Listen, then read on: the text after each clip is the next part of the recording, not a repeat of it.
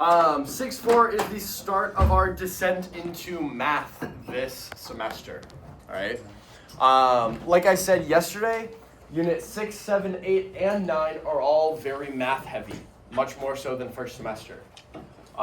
With that, please remember to continue studying concepts, practice understanding concepts throughout all of this. You guys are going to have a fair number of problems throughout the unit, or I guess all the units. If you ever need more practice, remember you have Khan Academy and you have textbook online. So if you need more practice, you need to go out and find that to continue practicing, okay? Any questions over that? Okay. Then we are going to look at heat capacity and calorimetry.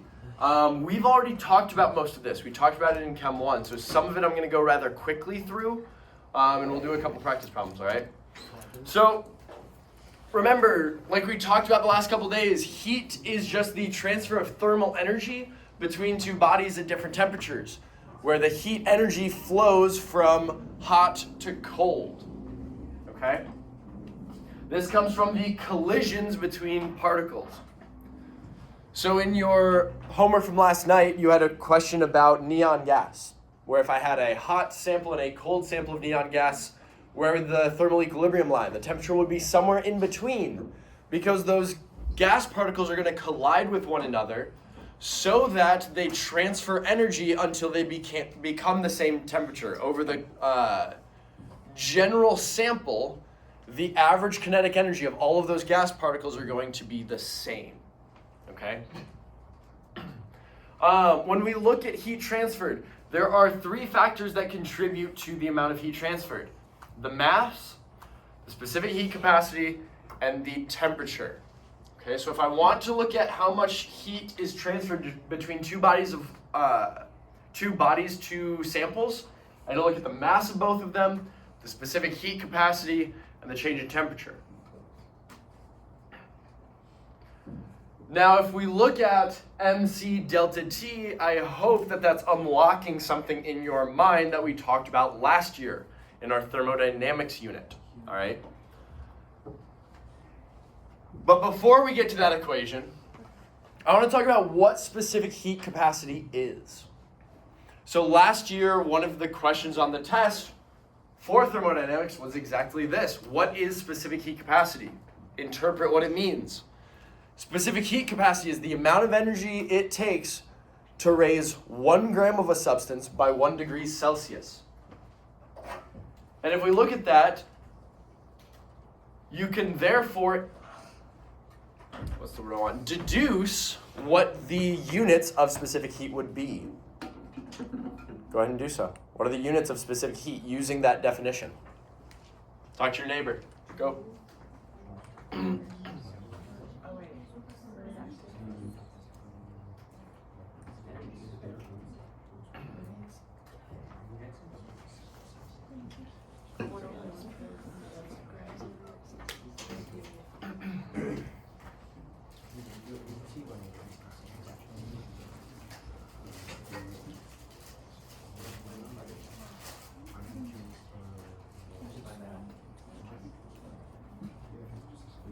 All right.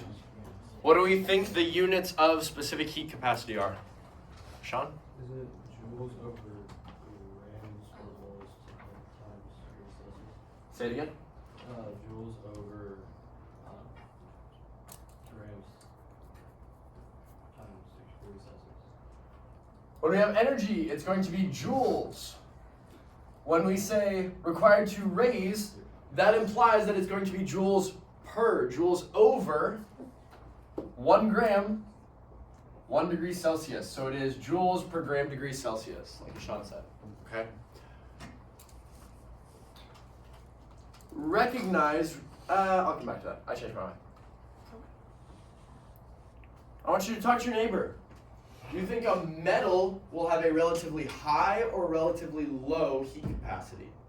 Talk to your neighbor and try and deduce what you think. Go ahead.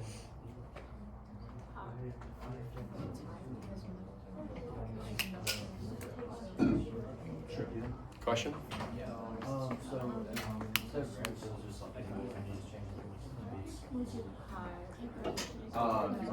Yes, and we would call that molar. But specific heat capacity is going to be different.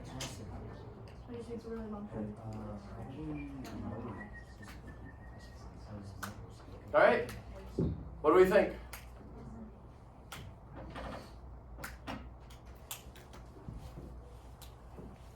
What do we say?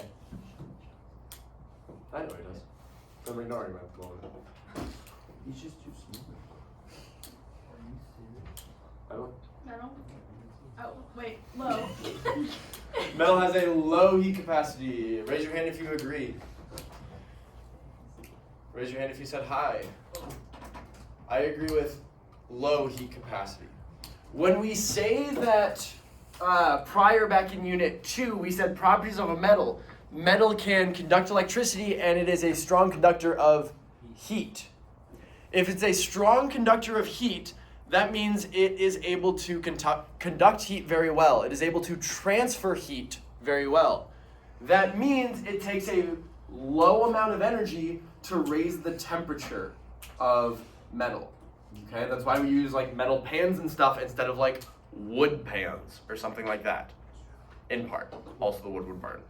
Okay, so we use metal because it takes less energy. You are raising your electric or your gas bill much less. We are using less energy to raise the temperature of that pan to cook our food. Okay? Some heat capacities. Liquid water, the main one you need to know. Yes, this will be given to you, but if you know it, you need to look for less numbers. Okay? It is 4.184 joules per gram degree Celsius. Okay? I would make sure that you have that one somewhere. You will use that one a lot to the point where it will probably be memorized. Notice that we have water with relatively high heat capacities, and then down here all of our metals are much lower. Aluminum is an oddly high heat capacity. It's at like 2.7 joules per gram degree Celsius, I believe. Something like that. So, we said that heat is just this energy flow. For the units of heat, which we've talked about, primarily we're going to deal with joules. Can anyone remind me of the other units of heat that we talked about last year? Tori? Kelvin? Not Kelvin, Kelvin's temperature. Benson? Calorie. Calories. All right? Calories is the amount, a calorie is the amount of energy it takes to raise 1 gram of water by 1 degree Celsius. Anyone remember the other one? Emily? Kilocalories? Kilocalories, also known as capital C calories. All right. So 1 kilocalorie is the same as 1 capital C calorie, which is what you see on the nutrition facts. These you do not need to know for the AP test. I want you to understand them. I don't think I have it on my test either, but it's good information to have in case, like when you go to OpenStax and you look up a problem, this may be on there. Okay, if you go to Khan Academy, they may have these on there. So a calorie by definition is the amount of energy it takes to raise 1 gram of water by 1 degree Celsius. Therefore, if the specific heat of water is 4.184 joules per gram degree Celsius, then that's also the amount of energy that 1 calorie is, just by definition. Okay? Benson. Is the calories we eat, is that capital C? Correct. Okay. Correct. Ki- So if I gave you, I could ask you to go home and find your favorite snack, take the calories, and then back calculate how many joules of heat it would produce. So basically eating heat, pretty much. That's how they find the number of calories or something, is they blow it up. Oh. That'd be a fun job. That's up. So that brings us to the heat equation. Q is equal to MC delta T, or Q equals MCAT, where Q is heat, M is mass, C is specific heat capacity, and delta T is the change in temperature. All right? You used this last year. You're going to use it a lot this year. Okay? Specifically in this unit, but this is a really easy question that College Board can ask multiple choice about. They can throw it on free response. I can throw it where I want, so on and so forth. It's very easy to do. Okay? Doesn't take a long time as long as you know what you're doing.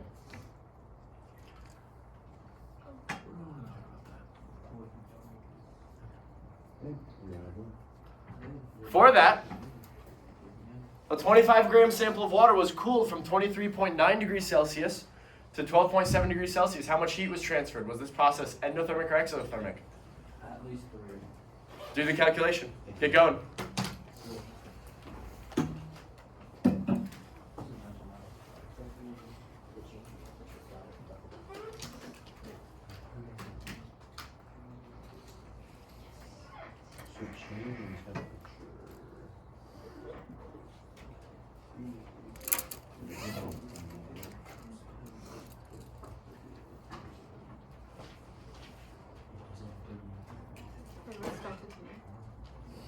What's mass motion?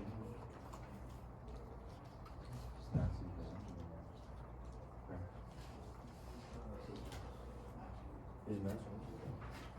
Are you serious? What I'm sorry.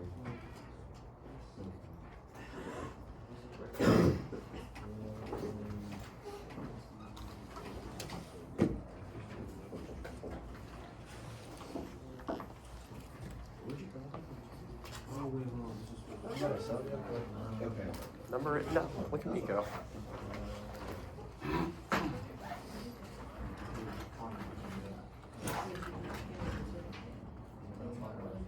Is it really?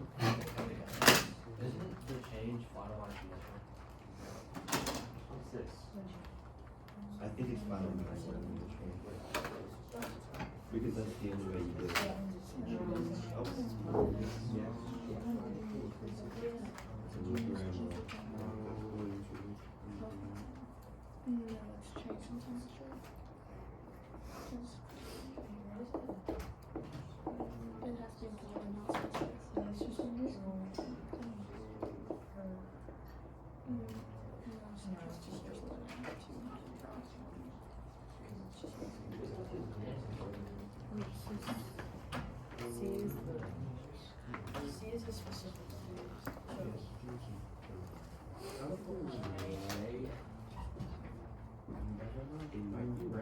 Share with your neighbor. See if you got the same answer.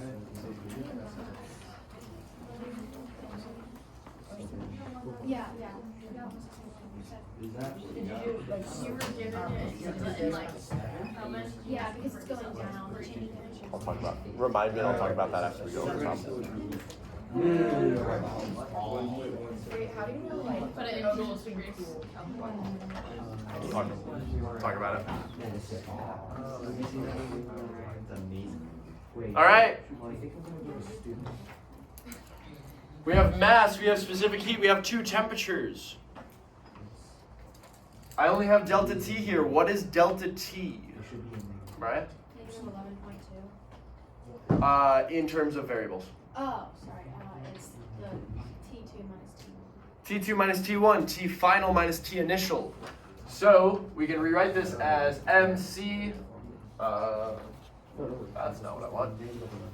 T final minus T initial. You can use TI or T naught, either way. For this, T final, 12.7 degrees Celsius. T initial is 23.9 degrees Celsius. So you just need to plug it in. Where mass is 25 grams times specific heat, 4.184 joules per gram degrees Celsius, times the change in temperature, final minus initial, 12.7 minus 23.9. Do that, and what do you get for the heat transfer?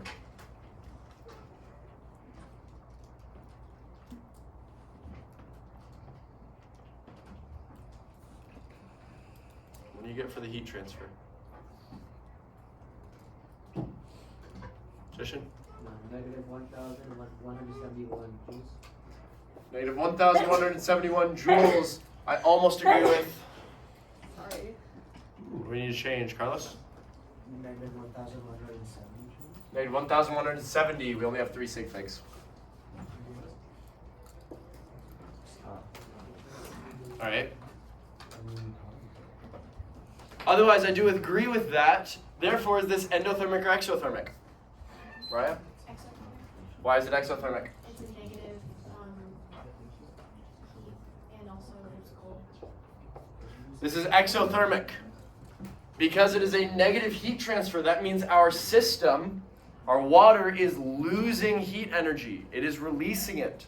Therefore, it is exothermic. Additionally, if it's cooling, that means that heat is being released somewhere. It is not gaining heat, all right? Any questions over that? Emily Holbert asked the question, what if you were given the temperature in Kelvin? Do you need to convert? It won't make a difference because you're just adding the same number. It wouldn't matter. Because if I have, for easy math, from 0 degrees Celsius to 100 degrees Celsius, in Kelvin, that is 273 Kelvin to 373 Kelvin. Because we're just adding 273, the difference is the same thing. So it doesn't matter whether you're in degrees Celsius or Kelvin. When you do the subtraction, you get the same number. Okay? So it doesn't actually matter. You should technically be in degrees Celsius for your units to properly cancel, but when you find the difference, it's the same thing. All right? Any questions over that?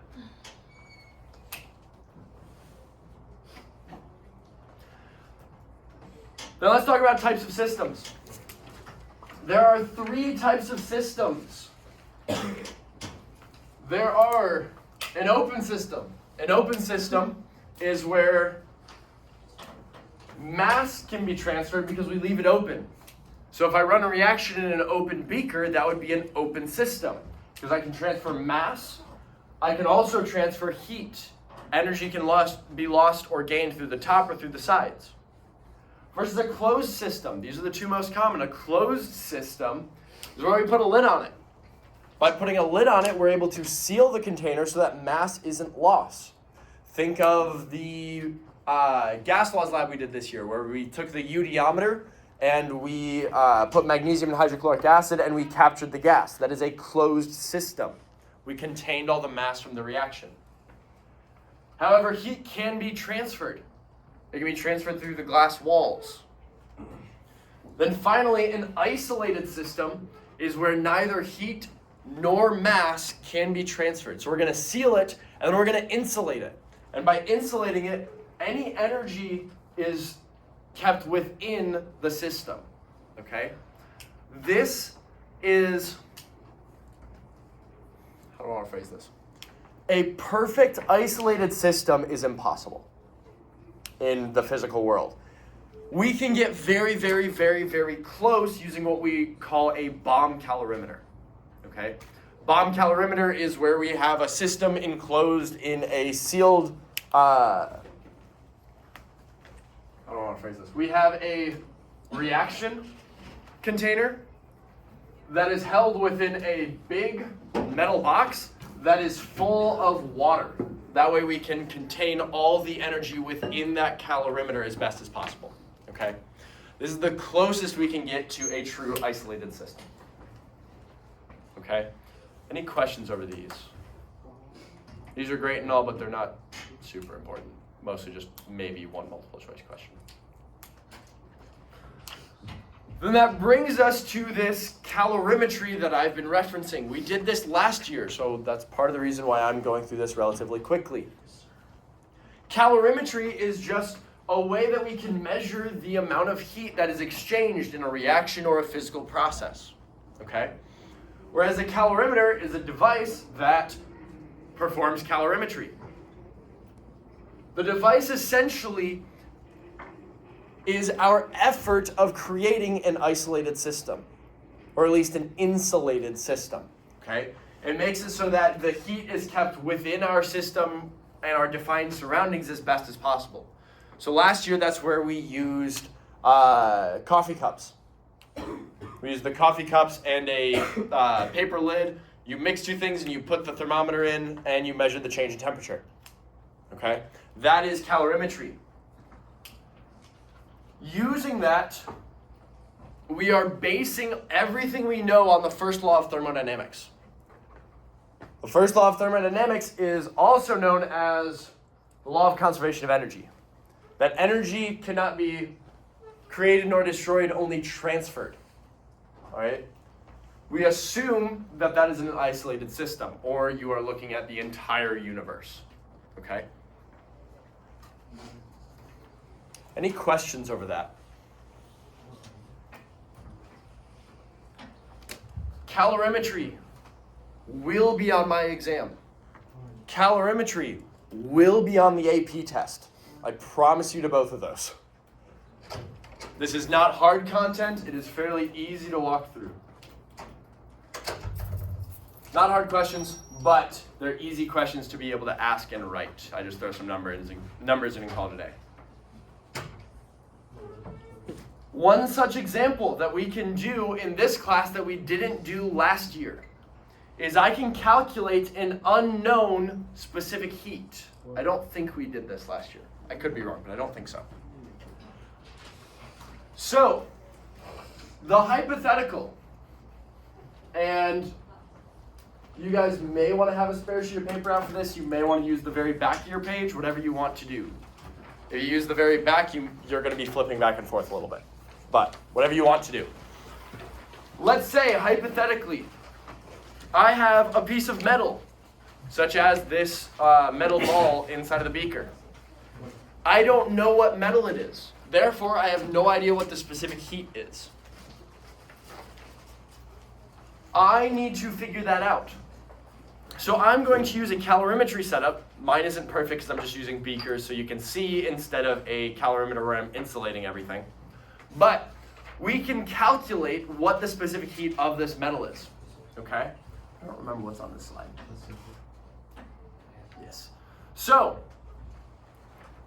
with the law of conservation of energy in mind, I can assume that all of the heat in some process is contained within my calorimeter. Again, I'm using beakers. I should be using something more insulated. Okay? This means that my calorimeter is the universe. Okay? So we're not worrying about the air on the outside. Everything is held within the calorimeter.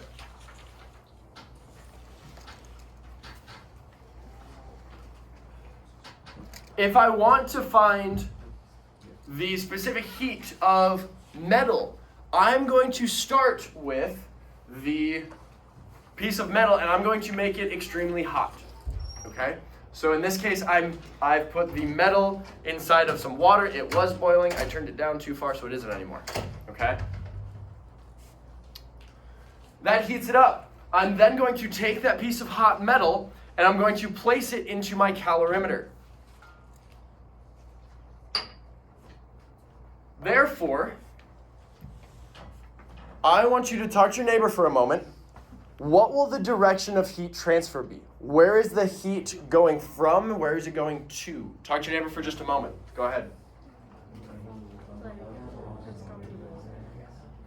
Well, the water's gonna boil like that. Remember, I'm going to take this metal ball out and put it into the beaker of water at room temperature. It's gonna go from the ball to the. Oh yeah, because I'm gonna keep on. Oh god. I did this yesterday and let go of it and I spilled boiling water everywhere. Where'd you do that? Because apparently this beaker isn't tall enough and it made me sad. All right.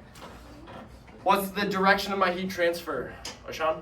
From the ball to the water. It's going from the metal ball to the beaker of water. Okay. So if we look at the frame of reference of the metal ball being the system, it would be exothermic because it is releasing heat. If we looked at it from the frame of reference that the water is the system, then it is endothermic because it is gaining the heat lost from the metal ball. Do we agree? Yeah. So with that in mind, since this is an isolated system, if it's transferring heat, the magnitude of heat lost by the ball will be equal to the magnitude of the heat gained by the water. Therefore, if I were to describe the heat transfer, they're the same magnitude. What changes between the heat of the ball and the heat of the water? What do I have to change about that value? Said again, I'm going to take this piece of hot metal and put it into the water. Heat is going to be transferred from the ball to the water. The magnitude is the same, but what do I have to change about the value if I'm talking about the ball versus the water? Right? Like the positive or negative? We have to change the sign. Because if the iron ball, I think it's iron, probably, or steel, one of the two, when I put that metal ball in the water, it's going to lose heat. Therefore, it has a negative heat. If I look at the frame of reference of the water, it is gaining heat. Therefore, it is positive. Therefore, I can say that the heat of the metal is equal to negative the heat of the water. Can you just like decide which one you want to call the system? Yeah. Like there's not In actually this case, yes. In general, in this case, we're doing a physical process, so it doesn't really matter. If I were trying to find like the enthalpy of something, then the reaction would be the system and the water in it would be the surroundings, which I think is on one of my future slides. Or we may talk about it next week, I don't remember. Therefore, I know that Q is equal to MCAT, MC delta T. So I don't know what the quantity of heat transfer is. But all of the MC delta T's I can figure out. Therefore, I can write the equation that M sub capital M, I'm using capital M instead of metal, times C sub capital M times delta T sub capital M is equal to negative M H2O times C H2O times delta T H2O. Okay, that's great and all. Mass, I can measure. I can find the mass of the metal. I can find the mass of the water. In this case, and I'm using my numbers from yesterday, so it's already solved. I have 16.31 grams of metal, and I have 24.55 grams of water. Specific heat of water I know. 4.184 joules per gram degrees Celsius. The specific heat of metal is my goal. So that brings me to the delta T. Delta T we know is T final minus T initial, correct? So I'm going to replace these delta T's with that, where this is going to be T final of the metal minus T initial of the metal. T sub F comma M, T sub naught comma M. The final temperature of the metal, the initial temperature of the metal. And then over here, the final temperature of the water, T sub F H2O minus T naught sub H2O. Okay? So the initial temperature of the metal, in this case, is going to be whatever the temperature of the water is. I measured 96 degrees Celsius. It was a little low for some reason. The initial temperature of the water I can measure. T initial sub H2O is equal to 18.2 degrees Celsius. Again, I just took the temperature of the boiling water and the temperature of the room temperature beaker.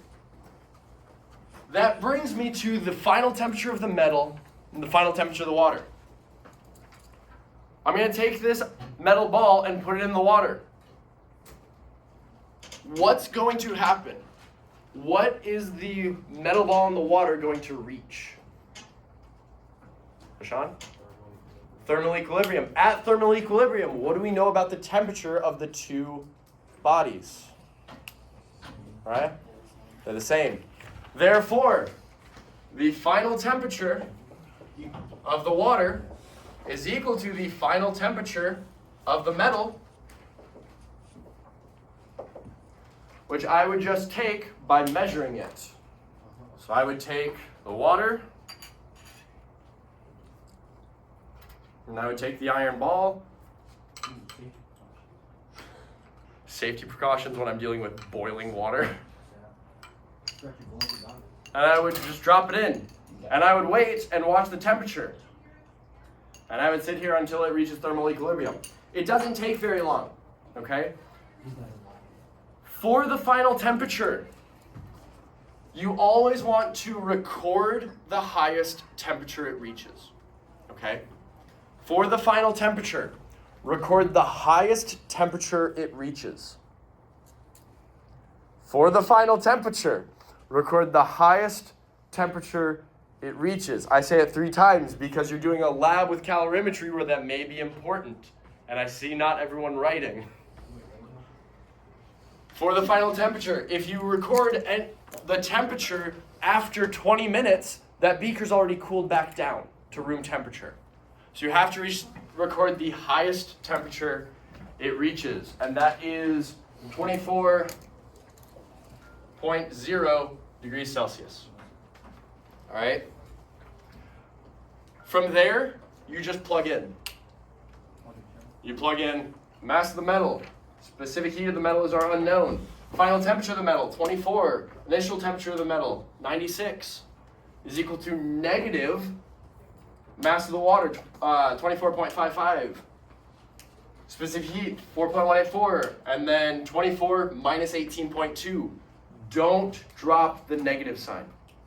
If you drop the negative sign, you'll know because your specific heat is going to end up being negative. Okay? I'm not actually going to solve this. You can solve it on your own and you can check your answer later. Okay? Any questions over that?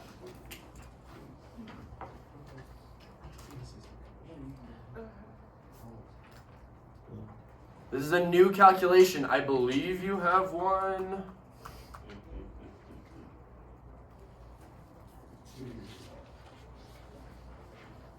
I may not have. I'm sure you can find one in the textbook or something. You will have more of them in the future. I'll tell you that.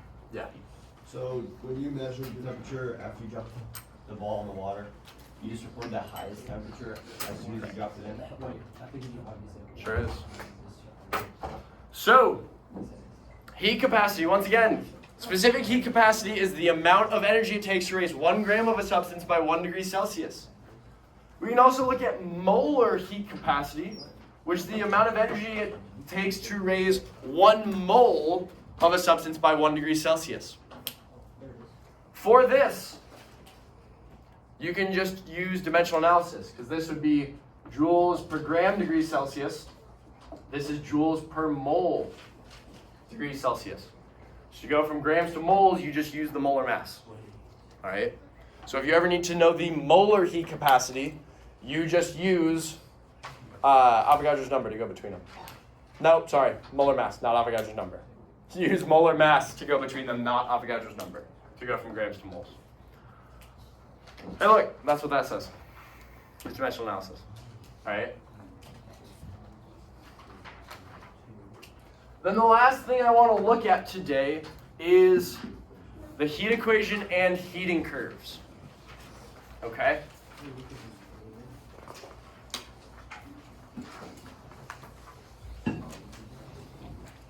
For this,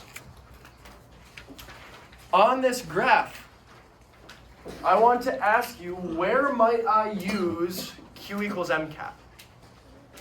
I want you to talk to your neighbor. In what portions, in what areas of this graph will I use Q equals MCAP? Talk to your neighbor. Wherever you do. That's beautiful. Oh no, wherever it's wherever you I leave it purposefully open-ended. That's what I was like. You can't consistently, there's nothing's changing. Like the temperature is where, yeah. All right. Where can I use Q equals MCAT on this heating curve? Sean? Where it's a liquid and when it's boiling? I disagree. Emily? Everywhere that's not flat. Why anywhere that's not flat? Because your temperature's not changing when it's flat, so you can fall anywhere on that graph of like calculate. You can use it anywhere that the curve is not flat. Because the x-axis is the amount of heat, right? That is energy.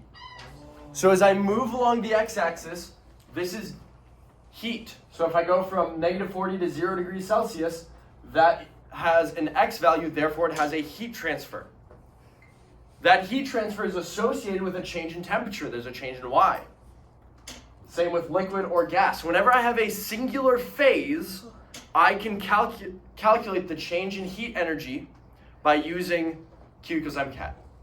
That leaves us with these flat portions. Because when I go from a liquid to a gas, I know I'm putting energy in. But if we look at this, the temperature at boiling point, the temperature at freezing point, the temperature of the sample remains constant. So if I have boiling water, the temperature remains at 100 degrees Celsius, period. It doesn't fluctuate until all of the water has evaporated. Then the gas can change temperatures. So then the question is, at boiling and at melting, or at freezing and condensing, I know there's heat transfer. So how do we calculate that? If there's no change in temperature, that is what we are going to talk about on Monday, as we talk about heat of a phase change, okay?